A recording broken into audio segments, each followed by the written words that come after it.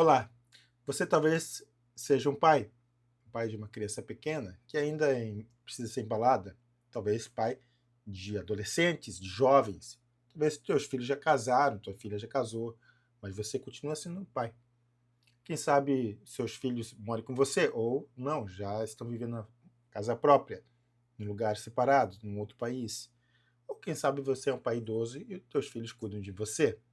Ou também tem a outra questão, você pode ser um filho que viveu muitos anos com seus pais e agora você saiu de casa, você casou e você não está mais com ele. Mas, em determinada situação, você precisa falar do seu pai para alguém. Ora, dado ao tempo que você viveu, se você viver numa família equilibrada, saudável, estruturada, você provavelmente saberá dizer como era o seu pai, como era a sua mãe. E assim você consegue externar aquilo que você teve de percepções da vida em relação a eles. Da mesma forma, seu pai pode falar de você para outra pessoa, pode externar aquilo que ele conhece de ti. Então, esse relacionamento, pais e filhos, pai e filho, ou filha, ele se dá a partir do momento em que há uma convivência familiar. E que a gente espera que sempre fosse saudável e equilibrada, mesmo com pequenas tensões aqui e ali. Só um pode dizer a respeito do outro porque conviveu com esta pessoa. Meu nome é Cláudio, seja bem-vindo ao meu canal. E hoje a gente vai falar a respeito daquilo que Jesus falará, mostrará a respeito do Pai para os seus discípulos, para os ouvintes da sua época.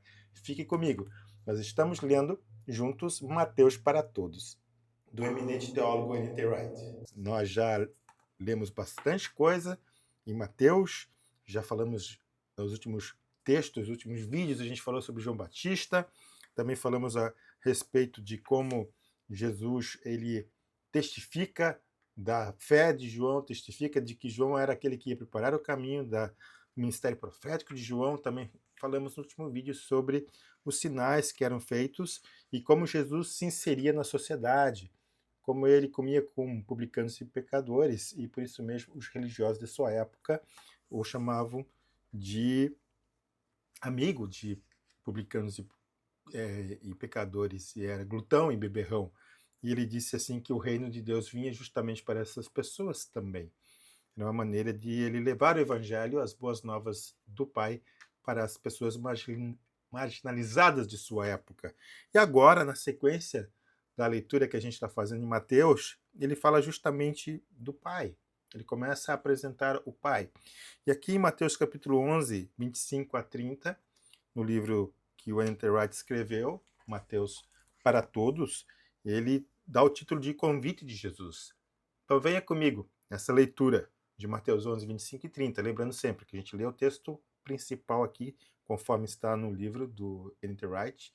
A gente vai comentando algumas coisas, lê algumas passagens do livro que o autor coloca, a gente dialoga com ele, concordando ou não, e assim a gente vai ponderando as nossas opiniões, tá certo? Venha comigo.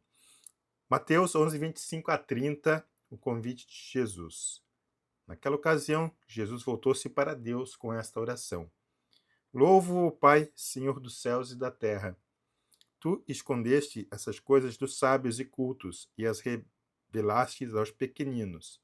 Sim, Pai, essa foi a maneira como tu decidiste fazer isso.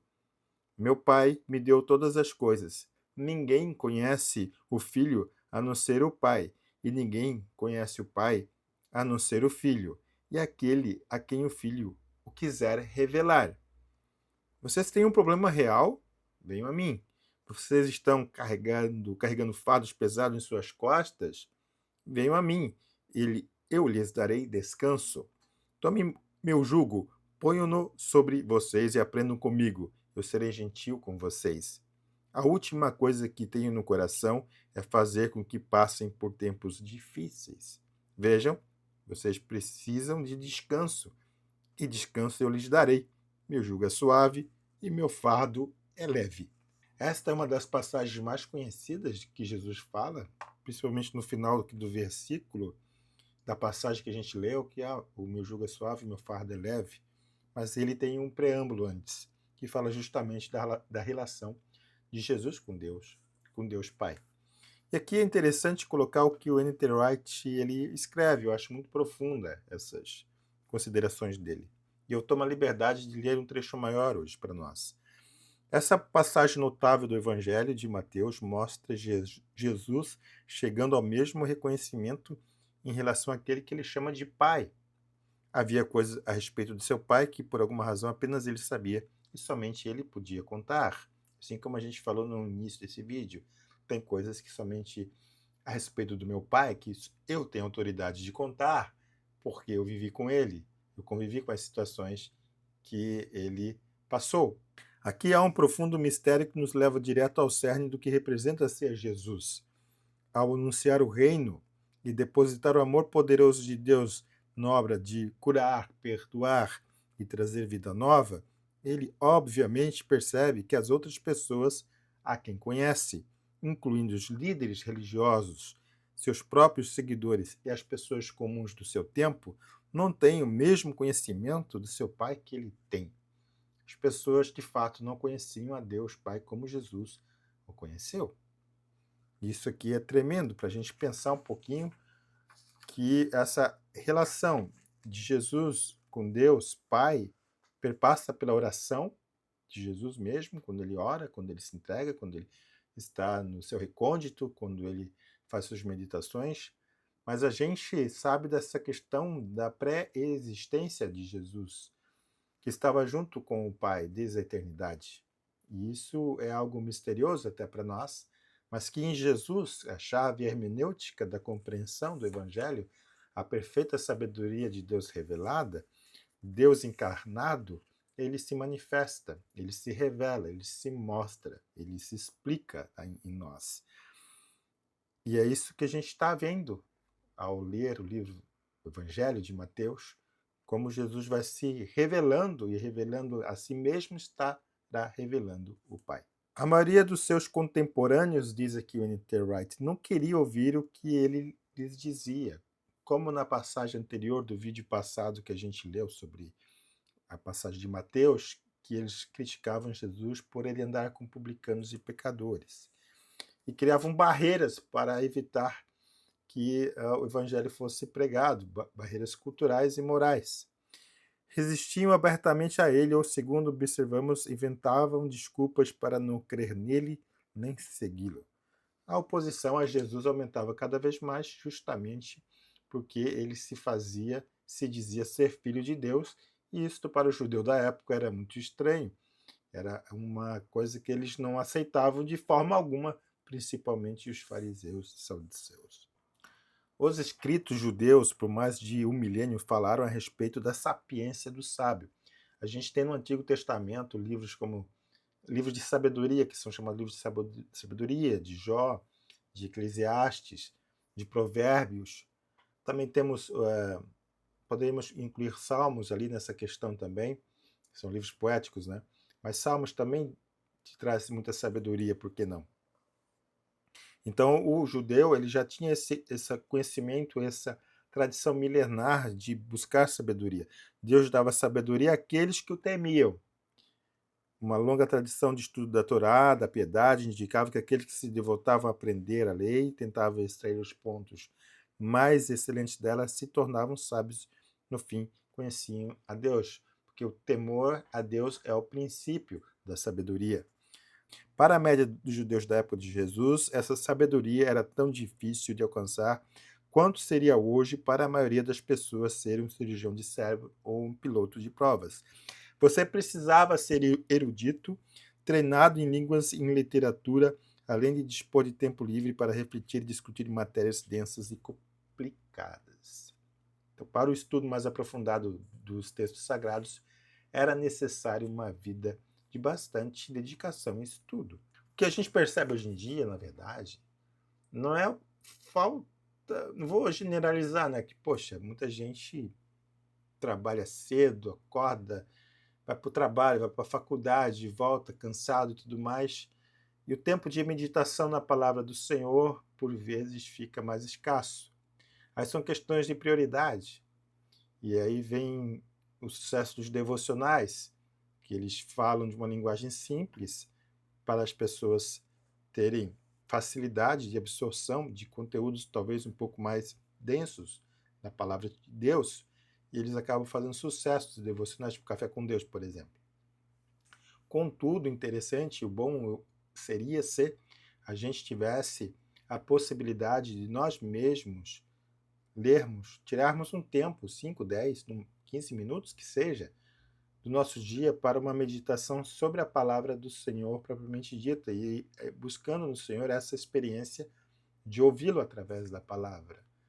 Não necessariamente através de uma outra pessoa que está lendo um contexto e que às vezes o texto que está sendo dito num devocional nem quer dizer bem aquele sentido que o texto original queria propor. Então essa questão do estudo, do zelo, de buscar a sabedoria de Deus, a gente sabe que hoje em dia é muito difícil, a gente sabe também que tem muitas distrações, a internet, as redes sociais, várias formas de entretenimento que vão te afastando, te empurrando para além da disposição de estar junto com o Senhor, seja em meditação, leitura da palavra ou mesmo em oração. Eu falo por mim mesmo que eu também tenho as mesmas dificuldades de você, embora hoje eu tenha mais tempo livre do que eu tinha alguns anos atrás. Mas vamos em frente. Jesus acaba com tudo isso de um só golpe? Não. Declarou ele, você só precisa ser como uma criancinha. Jesus conhecia seu pai de forma como um filho conhece o pai, não estudando livros a seu respeito, mas vivendo na presença dele, ouvindo a sua voz e aprendendo com ele como o aprendiz aprende com o mestre, observando e imitando. Essa questão de viver com Deus, Pai, no dia a dia, passa também para aquilo que Paulo, se não me falha a memória, foi Paulo que falou, orai sem cessar, orai em todo o tempo. A questão de nós estarmos agora respirando, estamos vivos, faz com que nós temos plena consciência do nosso Deus Pai e Criador. E assim a gente pode estar em comunhão perfeita e íntima com Ele neste momento também, em oração. Você pega um ônibus que fica duas horas, 1 hora para até chegar no trabalho, aproveite também a oportunidade para estar em comunhão com Deus Pai. E assim a gente vai tendo e buscando a sabedoria de Deus também para além de uma leitura, de um devocional, mas também para uma comunhão íntima com Ele em todos os momentos da nossa vida. O N.T. Wright continua, como resultado disso, Jesus percebeu que ele mesmo atuava como uma janela para Deus, onde ele estava e, por meio de suas palavras, as pessoas vinham a conhecer quem o Pai realmente era. Ele parecia ter o dom e a obrigação de abrir a cortina e revelar a verdade sobre Deus.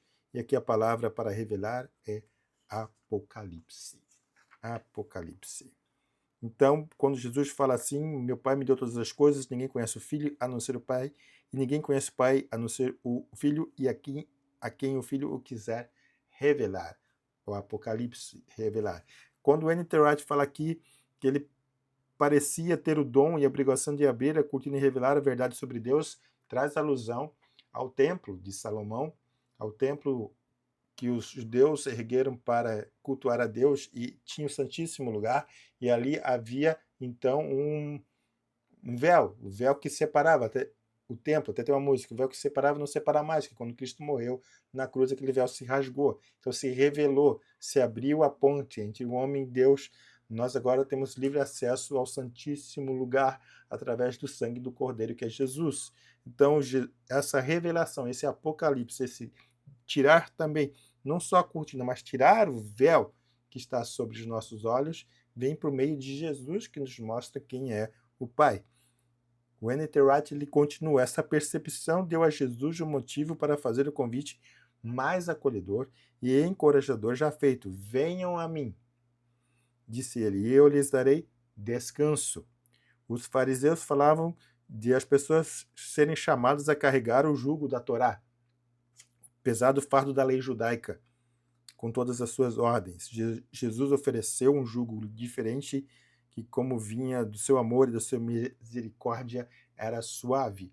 E isso, hoje em dia, nas nossas comunidades de fé, na igreja, quando a gente participa, a gente tem que ter muito cuidado para evitar com que o jugo de pastores, de mestres, de doutores sobre nós seja maior do que o jugo e a misericórdia de Jesus.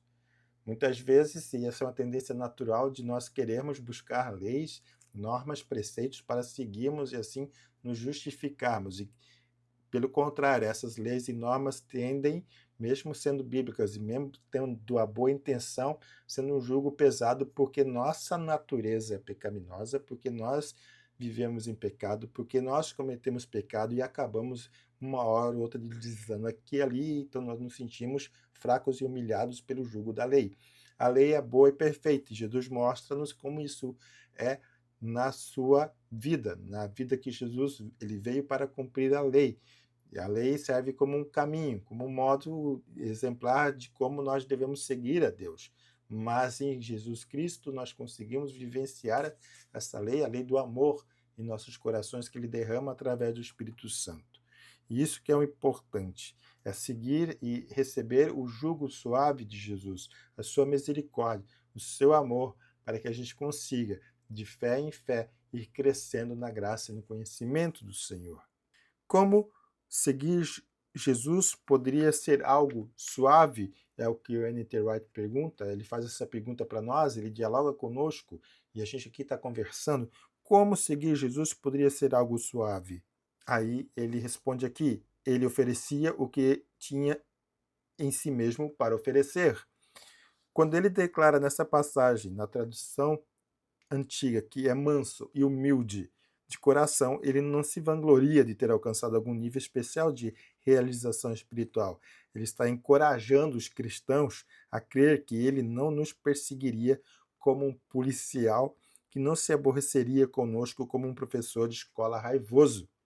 E aqui o N.T. Wright termina e eu termino também. E a acolhida que ele oferece a todos que se entregam à sua misericórdia é a acolhida que Deus oferece por intermédio dele. E esse é o convite que abre a cortina e nos deixa ver quem o Pai realmente é e nos encoraja a ir para a sua presença amorosa e aconchegante. É isso que o Pai deseja. Ao conhecer Jesus, Jesus que nos revela o Pai, o Deus Pai todo santo e poderoso, nós nos achegamos a Ele, livres de todo jugo do farisaísmo, todo jugo que nos oprime, mas tomando o jugo do amor e da misericórdia do Senhor, da justiça que por ele foi instaurada na cruz. E agora vivemos para o Senhor, nesse amor que nos constrange a cada vez mais a viver para Ele e também a anunciar esse mesmo Evangelho para as pessoas que estão ao nosso redor. E assim, nessa nossa intimidade com o Pai, com Deus Pai, através do Filho que nos revela o Pai, a gente tem a possibilidade de reverberar essa luz, esse caráter, essa imagem, essa semelhança que Deus faz em nós através de Cristo, para que as outras pessoas também vejam isso e glorifiquem a Ele. Enfim, essa foi uma passagem muito gratificante de compartilhar com vocês esse convite de Jesus a segui-lo e que você possa também demonstrar o seu amor por ele, porque você recebeu esse amor dele. Certo, pessoal? Fique com Deus, um abraço e na próxima a gente estará de volta com mais um Lendo o Evangelho Mateus para Todos. E na próxima leitura, algo bastante polêmico, Jesus vai tratar do sábado. Um abraço, fica com Deus e até lá.